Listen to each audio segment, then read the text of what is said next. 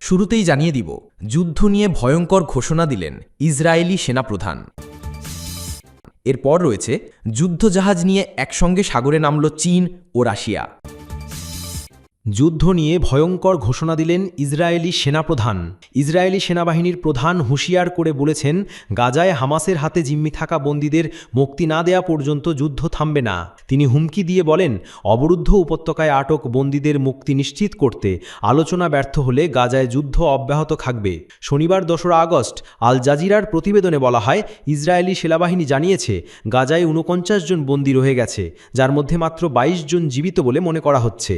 Israeli সেনাবাহিনীর এক বিবৃতিতে সেনাপ্রধান ইয়াল জামির বলেন, আমি অনুমান করি যে আগামী দিনে আমরা জানতে পারব যে আমরা আমাদের জিম্মিদের মুক্তির জন্য একটি চুক্তিতে পৌঁছাতে পারি কিনা। যদি না হয় তাহলে যুদ্ধ অব্যাহত থাকবে। এদিকে ইসরায়েলের প্রতিরক্ষামন্ত্রী দাবি করেছেন, বেইত হানুনে হামাস সদস্যরা আত্মসমর্পণ করেছে। এর প্রমাণস্বরূপ ইসরায়েলের প্রতিরক্ষামন্ত্রী ইসরায়েল কাটজ একটি ভিডিও শেয়ার করেছেন। দৃশ্যত আকাশ থেকে তোলা ফুটেজে দেখা যায়, ধ্বংসস্তূপ বিশিষ্ট এলাকা থেকে ৩ ব্যক্তি বেরিয়ে এসে হাঁটু গেড়ে বসে তাদের হাত ওপরে তুলে ধরেন। এক্সে ভিডিওটির সঙ্গে শেয়ার করা একটি পৃথক ছবিতে দেখা যাচ্ছে ৩ জন নিরস্ত্র পুরুষের একটি দল কেবল অন্তর্বাস পরা। কাটজ পোস্টে লিখেছেন, তারা সুড়ঙ্গ থেকে ধ্বংসপ্রাপ্ত শহরে বেরিয়ে আসছে। ইসরায়েলি সামরিক বাহিনী মাটির ওপরে এবং নিচে উভয় লক্ষ্যবস্তু ধ্বংস করছে। শনিবার ইসরায়েলি বাহিনী উপত্যকা জুড়ে একের পর এক আক্রমণ চালিয়ে যাওয়ার সময় তার দাবিটি পোস্ট করা হয়। এদিন ত্রাণকেন্দ্র সহ বিভিন্ন স্থানে ইসরায়েলি হামলায় অন্তত ২৪ জন নিহত হয়েছেন। তবে প্রকৃত সংখ্যা আরও বেশি, কারণ দিনের সব হিসাব এখনও সমন্বয় করার কাজ শেষ করতে পারেনি গাজার স্বাস্থ্য মন্ত্রণালয়। যুদ্ধজাহাজ নিয়ে একসঙ্গে সাগরে নামল চীন রাশিয়া।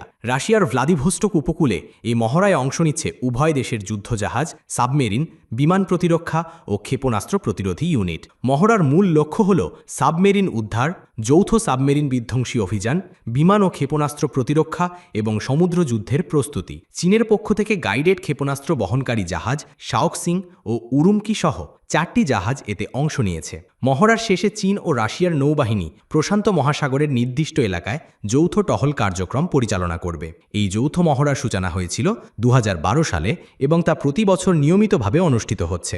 গতবারের মহড়া হয়েছিল চীনের দক্ষিণ উপকূলে। চীনের প্রতিরক্ষা মন্ত্রণালয় জানিয়েছে, চলতি বছরের মহড়ার উদ্দেশ্য হল দুই দেশের কৌশলগত সম্পর্ক আরও গভীর করা।